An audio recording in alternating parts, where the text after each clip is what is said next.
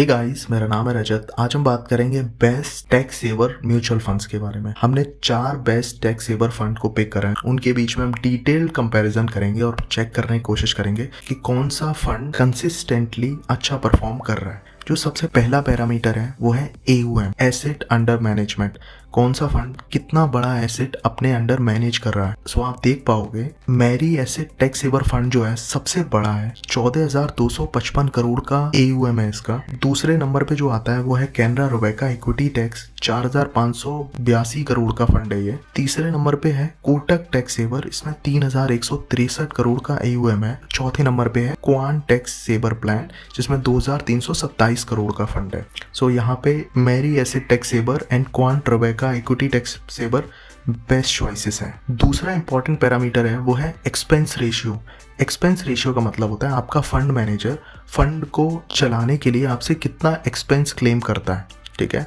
इसमें quant tax saver का 0.57% है, कैनरा रोबेका इक्विटी टैक्स सेवर का 0.59% है, मैरी एसेट टैक्स सेवर का 0.53% है, कोटक टैक्स सेवर का 0.68% है। तो मैरी एसेट टैक्स सेवर का क्लियरली सबसे ज्यादा कम है। दूसरे नंबर पे क्वांट टैक्स सेवर प्लान है और कैनरा रोबेका इक्विटी टैक्स सेवर का भी डिसेंट सा है, 0.59%। कोटक टैक्स सेवर का स्लाइटली हायर है बट बहुत ज्यादा नहीं है, 0.68%। जो तीसरा सबसे ज्यादा इंपॉर्टेंट पैरामीटर है ना वो है रिटर्न, कि ओवर द ईयर किस म्यूचुअल फंड ने सबसे अच्छा परफॉर्म करा है। जो कैटेगरी एवरेज की बात करोगे ना तो कैटेगरी एवरेज 1 साल में 6.2% है, 3 साल में 16.8% है, 5 साल में 10.5% है। सो क्वांट टैक्स सेवर प्लान ने 1 साल में 19.1% के रिटर्न दिए हैं, 3 साल में 42.2% के, 5 साल में 23.9% के और ओवरऑल 21.7% के रिटर्न दिए हैं। कैनरा रोबेका इक्विटी फंड ने 1 साल में 5.2% के, 3 साल में 21.8% के, 5 साल में 16.2% के एंड ओवरऑल 15.7% के रिटर्न दिए। जो Mirae asset tax saver plan है ना, इसने 1 साल में 5.3% के, 3 साल में 20.5% के, 5 साल में 15.2% के और ओवरऑल 19.8% के रिटर्न दिए। कोटक टैक्स सेवर ने 1 साल में 12.1% के, 3 साल में 20.1% के, 5 साल में 14.1% के एंड ओवरऑल 15.8% के रिटर्न दिए। तो अगर आप रिटर्न देखने की कोशिश करेंगे ना तो सबसे अच्छे रिटर्न क्वांट टैक्स सेवर ने दिए हैं, उसके बाद मैरी एसेट टैक्स सेवर ने, उसके बाद कैनरा रोबेका और कोटक टैक्स सेवर ने ऑलमोस्ट सिमिलर परफॉर्म करा है। जो चौथे नंबर पे बेस्ट पैरामीटर है ना वो है इक्विटी एलोकेशन,